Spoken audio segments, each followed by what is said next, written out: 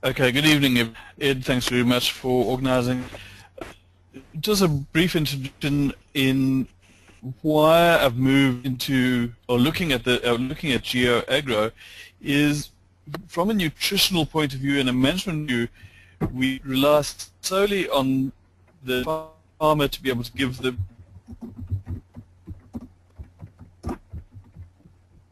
information, know their farms as well as they think they do.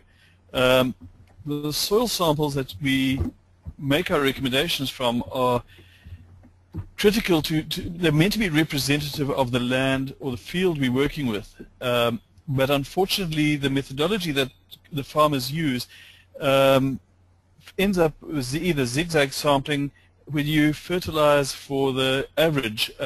It does not take into account areas of high, medium, or low production, and you're really taking a guess that you are getting it right.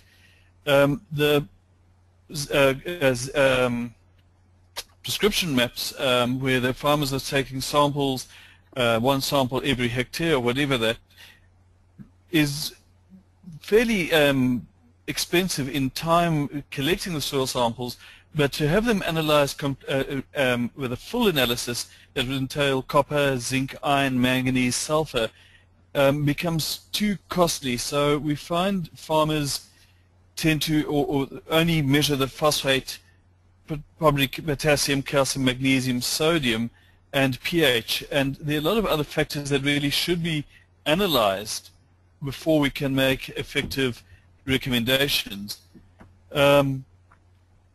Let's see if I can get this to move on.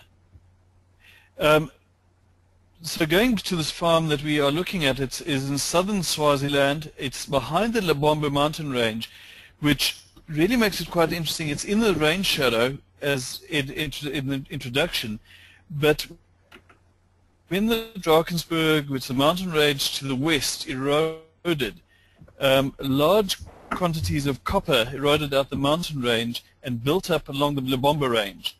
And before it eventually broke through, but it's left these very, very high residual copper levels in the soil. So microbial decomposition is very, very slow due to these extremely high copper levels, but we have associated deficiencies with high copper. Just a quick what we're seeing here, the farm all told is just over 2,000 hectares of cane, and then sprinkler and drip irrigation in other blocks. I've selected these three fields to have a look at, and there are a very, very big telltale signs that come out of this image. So when I've had a look at these images, it often tells me where to go and have a look at or ground truth the soil or sample these lands, or go and see what the problems is, because it may not be nutritional, it could be physical problems. If we look at, if you can see my mouse moving here on P1, you'll see a band running around the edge of that pivot, and that's an area of low production. When I pointed out to the farmer what actually he had found out, he had increased the water supply to the pivots to the north and the west of that pivot, but he did not compensate the pump, so that the pressure on P1 actually dropped, so he did not effectively irrigate the outer margins of his field. Looking closer, you can start, we will zoom in onto the P4, because that's the area that I'd really like to see. He is relatively high production, but if we look at it, there's a lot of room for improvement on this farm. You'll notice the areas of high production are spread around the land or the pivot. There are roadways through this pivot. That is why we've got the three different zones in there, the three triangles. But you'll see in this place I've marked out the areas of high production. The next slide would be where we've got sort of average production, and that is the area where I think we can make probably some very big contributions. But more importantly, it's these areas of low production that would need to be addressed.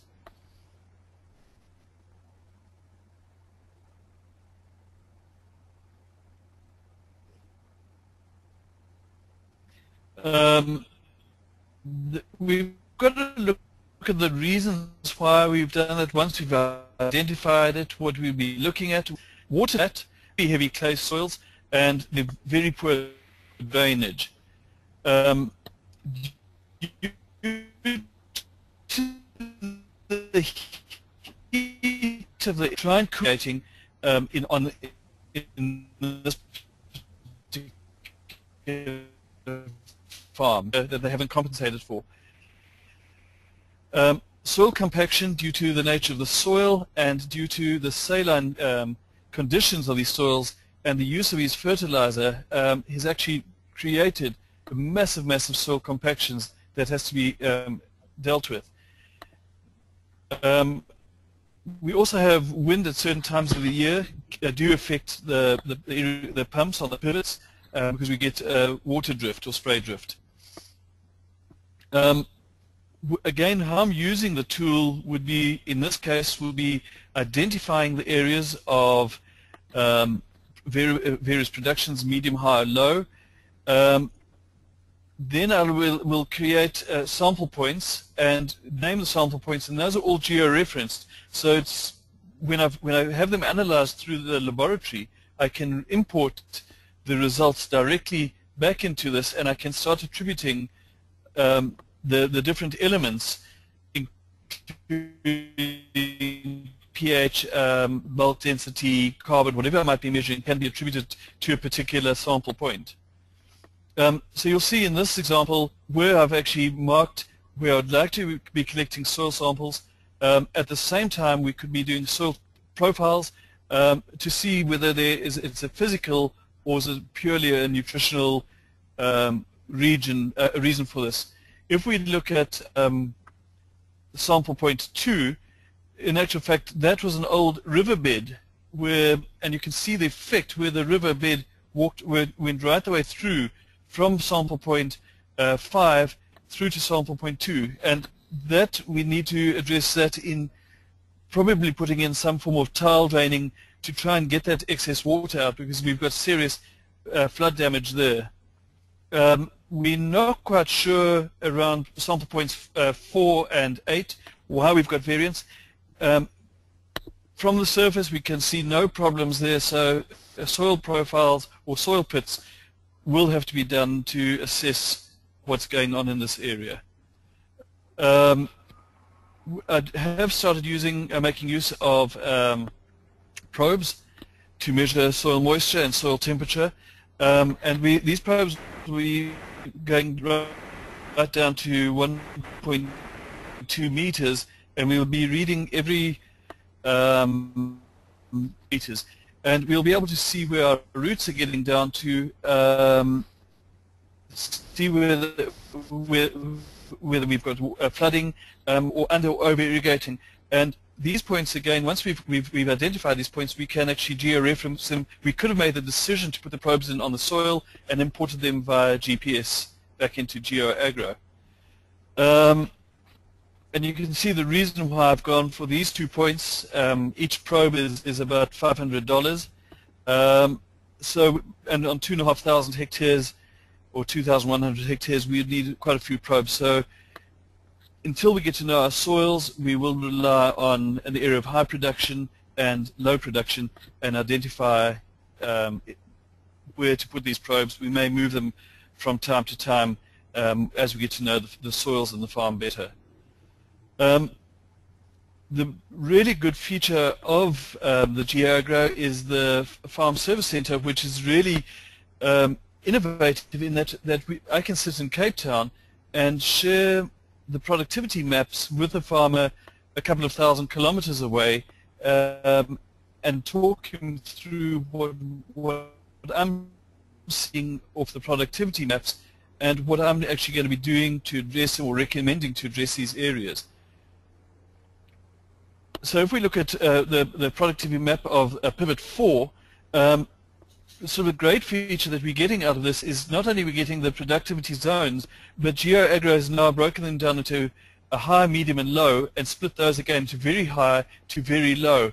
And we can start seeing where the farmer is actually farming. Now, considering he's a second highest producer in the region, yet more than 50% of his farm is sitting in the average and low, which means there's a lot of room for improvement on this farm. Again, it is also depicted with a Manhattan chart as well, which really gives a very, very good indication. And in this case, we'd like to be sort of addressing these low production areas and the medium production, try and shift them across to the high production areas if possible. These might be irrigation, shading, drainage, it could be nutritional. There are a number of factors that we've got to address, and this is ground truthing that we have to do. Again, each section is broken down into different zones that we can actually identify, and we're seeing a very, very similar trend. And when you look at the whole farm, we're looking at 50% of the farm is on medium production, which is just not good enough in today's agricultural setup with the tools available and the high input costs. We've got to optimize production if possible. This one has really got me a little bit confused in why it's different. There is probably a lot more of this lying in the medium to high range, and that's probably more of the trend we'd be looking for. There are still areas here and possibly little drainage patches that we've got to look at. Irrigation, shading, water logging could be on the edge of the field. These are areas that I'll be up there next week, and we will address those and look at these areas separately. As you can see, there's a lot more falling into the medium to high than in the low range. So going back to that one is really where we would like to be seeing. That's the kind of image I'd like to see on the farm, and then address these areas of sort of medium to low. Those would be more my fine-tuning in this case. As I said, management tools when using these productivity maps, it's selecting the soil sample points. At the same time, a variable rate seed and fertilizer can be, we could make those decisions based on what we're finding from the soil samples and the soil potential.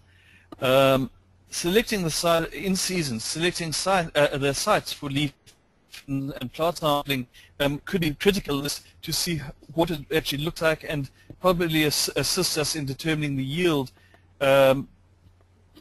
records that we can start measuring.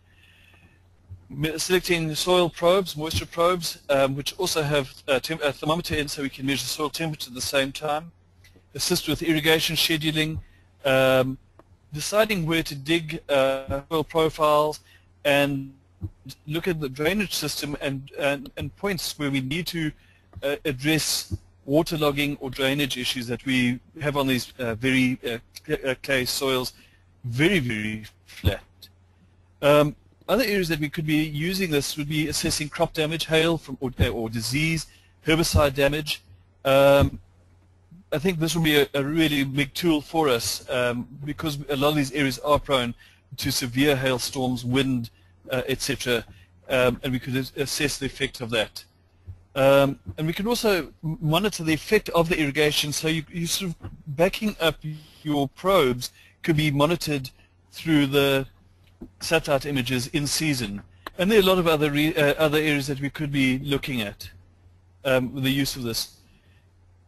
Give an idea, so some of the soil types, we're looking at soil potential, and this will give you some of my shallow rocky soils that we do farm with, especially down here in the Western Cape. I'd have anything up to 80 low soil, so it's very, very easy to over fertilize if we don't know what we're dealing with. Measuring soil compaction this is one of the older methods where you've got a little card, you put it on, and we can measure where our compaction zones are. But we could have determined these from the productivity maps and saying we've got a problem there. We could do a quick way to check it. You there, Ed? Yes. We can hear you. Oh, Hello, but yes, we can hear you, but the screen wasn't refreshing. Now we see the picture with the shallow rocky soil and the measuring soil compaction. Now we see it. Okay, great. Sorry about that. No problem.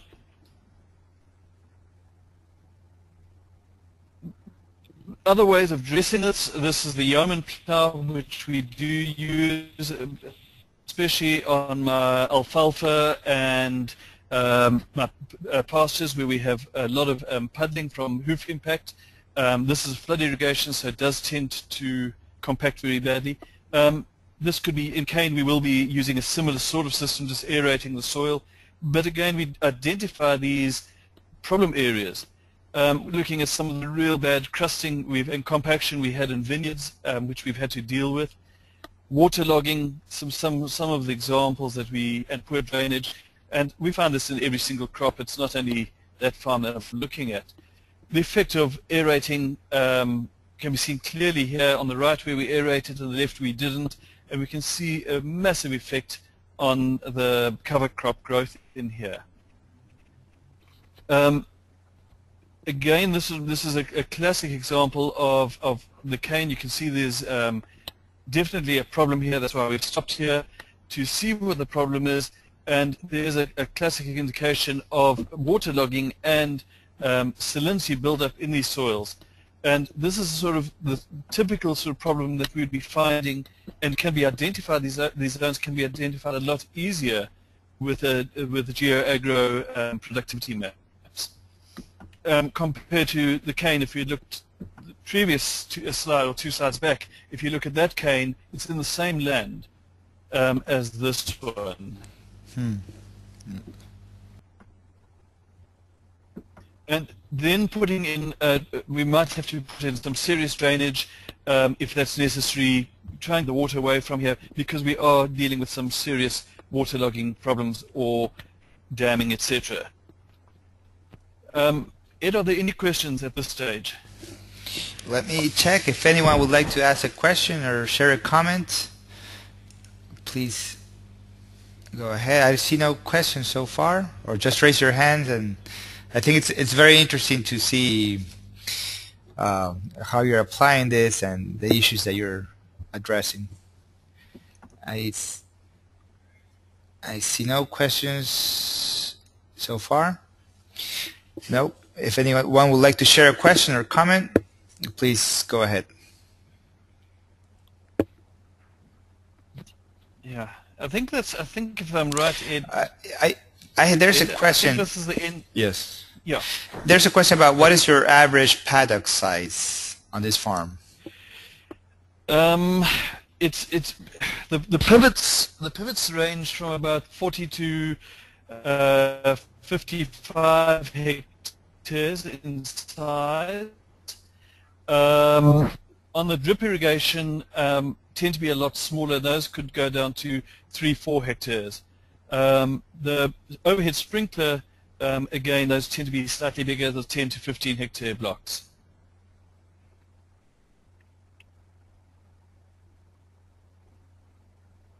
Did you get that, Ed? Yes, I was on mute, sorry. Hello, Ed? Yes, do you hear me? Hello? Yeah, now I've got you. Okay. Dean, if you wish, I can unmute you. I don't know if he answered your question. It's very interesting because Francis is in Cape Town. I believe, Dean, are you in the Northwest? I think. Is that correct? No, I'm in the States. Yes. So I don't know if that answers your question, Dean. Yeah, you got it for me. Thank you. Okay, you're welcome. Any other questions, comments? Yeah.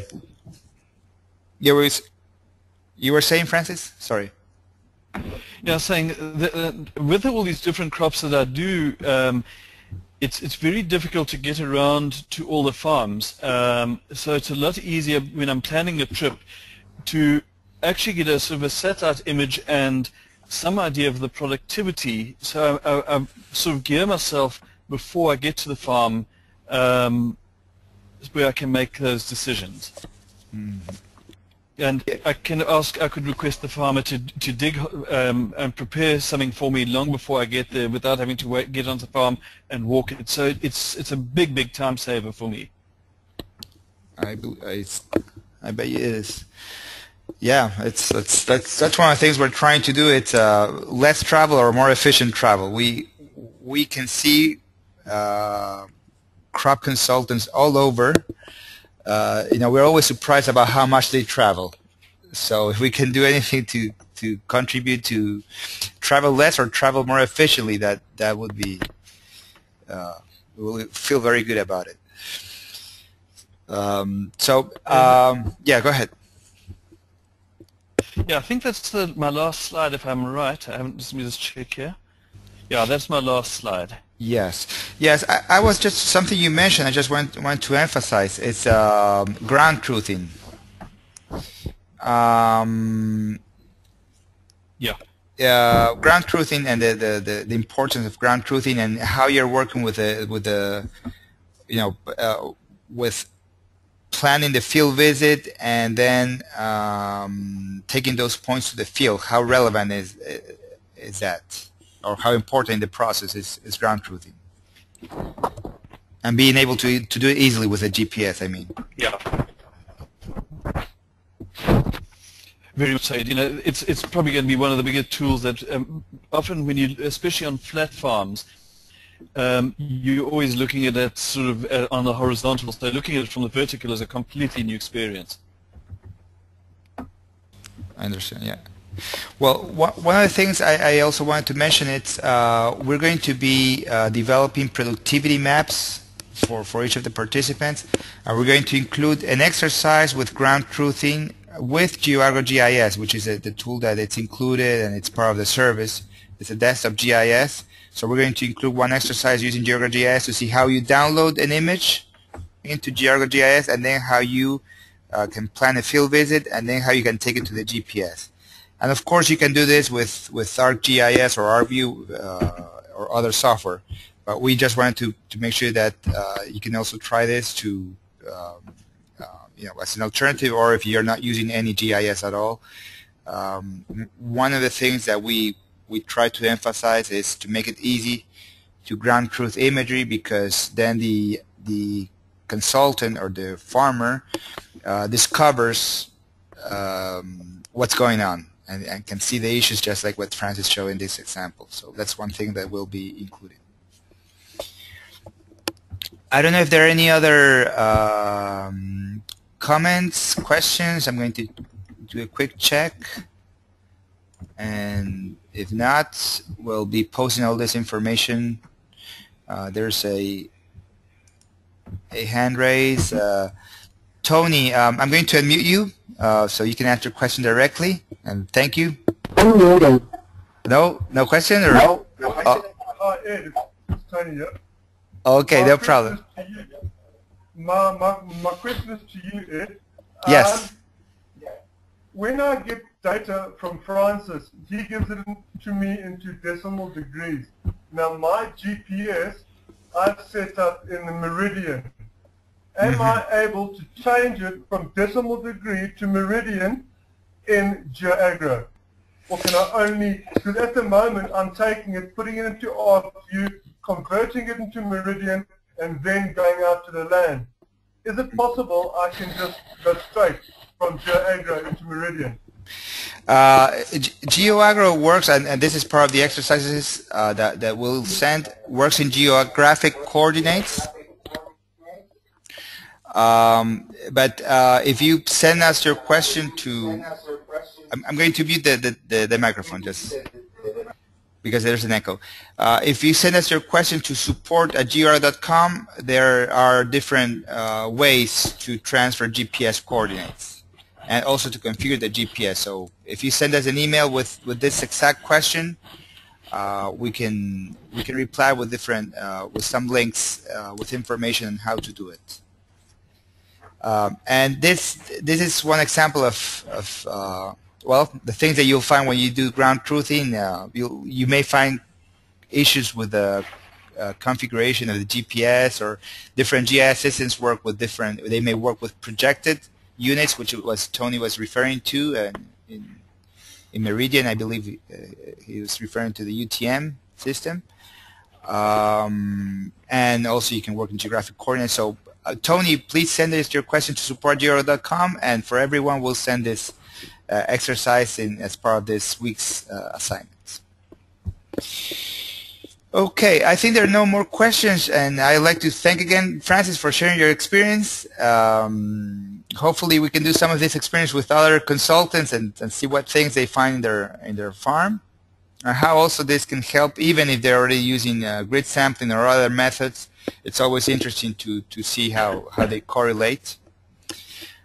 So we'll be sending this webinar recording and an exercise to work with sample data and also processing the data for each of your farms. And we'll let you know about the next presentation. We'll still have to confirm the date. It will be a Friday at 11 a.m. We are not sure if it's going to be next Friday or the following due to a schedule conflict, but we'll let you know in advance. So thank you very much to everyone for your participation, and we'll be posting this information soon in the training site. Thank you, Francis. Pleasure. Thank you. Have a good day, everyone. Bye-bye. Ciao. Ciao, ciao.